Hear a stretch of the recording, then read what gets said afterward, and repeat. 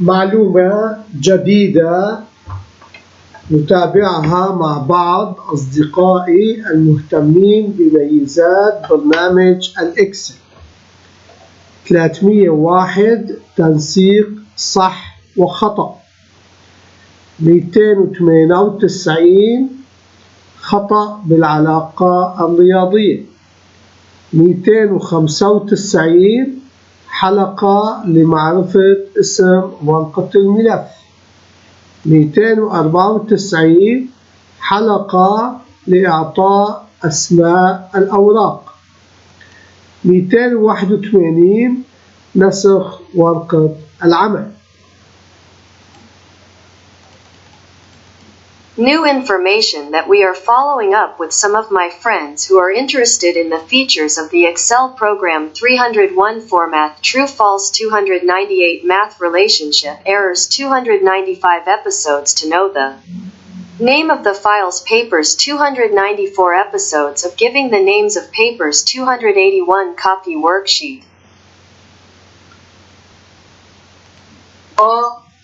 توقفنا قليلا عن برمجة الفيجوال بيزك وانتقلنا إلى تنسيقات الخلية لنرى أنه لدينا هنا رقم 100 ولدينا هنا if شرطية تقول هذه الإف إذا الرقم الموجود كان أكبر أو يساوي 100 اكتب رقم 1 فإذا تم تنفيذ واحد. أما هنا تم كتابة رقم 0 فإذا if داخل if تعالج أنه إذا الA الذي يجاور الخلية كان قيمتها أصغر أو تساوي 100 أعطينا رقم 0 أصغر أو تساوي 100. فإذا هنا أن تساوي يجب أن تحصل في واحدة منها. فإذا نحن الآن في علاقة رياضية بسيطة ودالة صغيرة تعالج الرقم الذي موجود هنا يعرض رقم 0 إذا كانت 100 أو أصغر. إذا كانت 100 تعرض رقم 1 فإذا من 99 يعرض رقم 0. هذا أمر بسيط دالة داخل دالة تعالج الموضوع.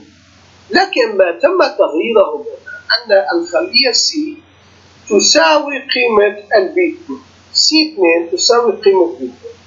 إذا هذه أخذت 0 هنا نلاحظ أنها يتم تسجيل ليس 0 وليس 1 يتم تسجيل نص الذي هو أصغر أو أكبر أو هذه الأمور. لنلاحظ ماذا يتم هنا لماذا يتم تسجيل هذه النصوص وكيف تم تسجيل هذه العلاقة نعرفها تساوي ب2. لماذا؟ لنرى هنا إذا كتبنا تساوي الب2 تعرض لنا 0 فإذا العلاقة متشابهة. ما تم تغييره هنا هو من خلال تنسيق الخلية. لنرى أننا هنا غيرنا تنسيق الخلية من عام إلى خاص وكتبنا هذه الرموز.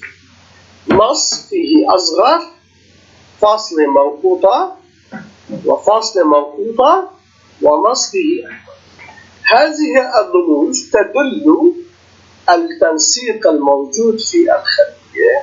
إذا الخلية كانت قيمتها 0 تعطي الاحتمال الأول الذي هو أصغر وإذا كانت قيمتها 1 تعطي الاحتمال الثاني الذي هو أكبر.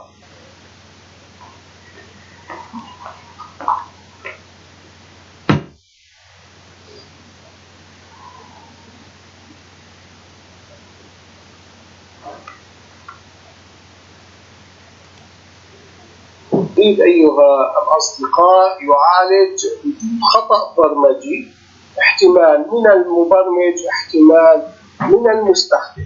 هذا الخطأ البرمجي نراه أنه 10 - 0 لا يتم تنفيذه.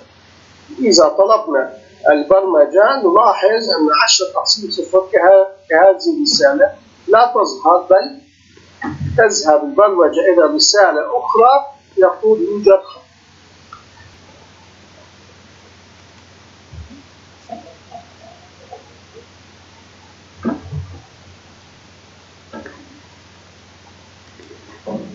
أيها المبرمجون، بفكرة مشابهة للدرس الماضي، لكن إنها تأخذ كلمة برمجية هي this word، أي هذا الملف الذي نعمل به، الذي نفعله. نفترض أنه لدينا ملفان أو 3 مفتوحات في نفس الوقت، ونحن نريد من هذا الملف المفعل أن نعرف أسماء أوراق العمل. لنعيد فكرة الدرس أنه سوف نصنع حلقة. هذه الحلقة سوف تكون المتغير x تساوي من 1 إلى العدد الذي سوف يقف فيه هو عدد أوراق العمل الموجودة في هذا الملف المفعل. إذا تم السطر الأول ننتقل إلى السطر الثاني الذي يعرض رسالة تقول أن هذا الملف الإكسل الورقة رقم 1 اسمها كذا، الورقة رقم 2 اسمها كذا، الورقة رقم 3 اسمها كذا. نلاحظ الورقة رقم X أي أنها تأخذ هنا شيت 1 وإنها شيت 1. نستطيع أن نغير الشيت 1 هنا ونعطيها رقم لنفترض 3A. فإذا نلاحظ برمجيا بقيت محافظة على الشيت 1 الأولى اسم البرمجي، لكن تم تغيير اسمها الذي يعرض للمستخدم. لنرى التنفيذ الآن. فإذا تم تنفيذ أن لدينا 3A، ثم لدينا شيت 2 وشيت 3 وشيت 4، وانتهت البرمجة.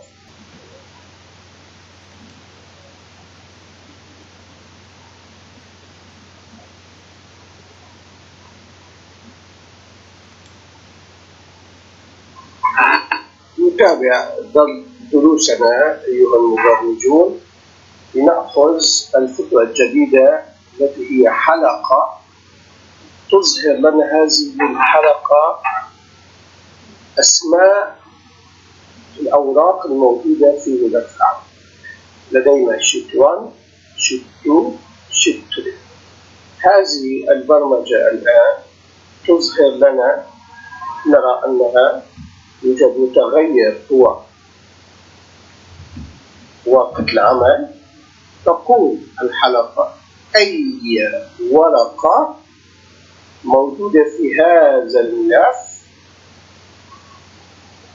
أي الورقة الموجودة في الملف أظهر لي رسالة تظهر لي اسم هذا الورقة. شيت 1 سوف تظهر في رسالة في صندوق حوار صغير الحلقة الأولى، ثم الحلقة الثانية تعطي شيت 2. فإذا في هذه الحالة لنلاحظ برمجيا بشكل سريع التنفيذ تم إظهار نافذة صغيرة فيها اسم شيت 1، نضغط موافق تظهر شيت 2، موافق تظهر شيت 3.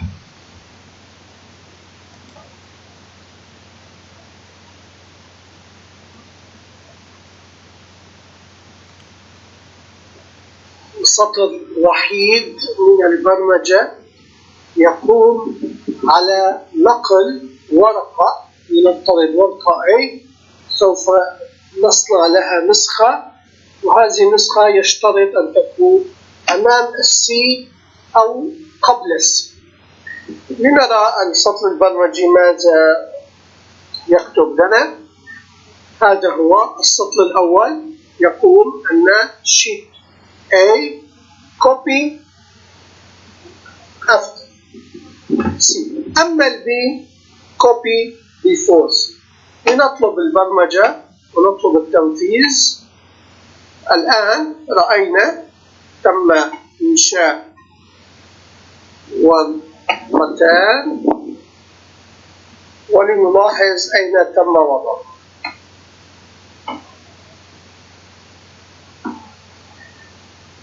تم وضع الورقة B قبل C، وتم وضع الورقة A بعد C. أشكر متابعتكم أصدقائي، أرجو أن تستفيدوا من هذه المعلومات وأن تبحثوا عن البرمجيات التي تفيدكم في قائمة التشغيل الموجودة في قناتي. إلى اللقاء. I thank you for following, my friends. I hope you benefit from this information and search for software that helps you in the playlist on my channel. Bye.